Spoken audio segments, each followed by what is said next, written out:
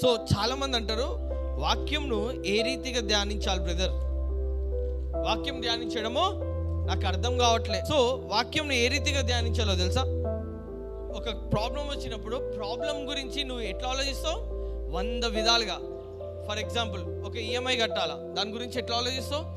జీతం పడితే దాంట్లో రెంట్ కట్టిన తర్వాత, రేషన్ తెచ్చిన తర్వాత, ఈ పైసల్లో కొంచెము ఈ అప్పు తీర్చుకోవాలి, కొన్ని ఒక 1000 రకాలుగా ఆలోచిస్తావు. అదే రీతిగా దేవుడు అంటుండో, నా వాక్యం కూడా అదే రీతిగా ధ్యానించు.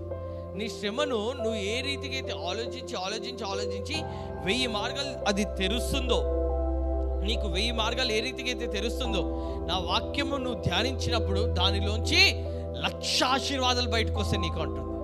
హల్లెలూయా. One scripture can bless the whole life. ఒక్క వచనము నీ జీవితానికి చాలు.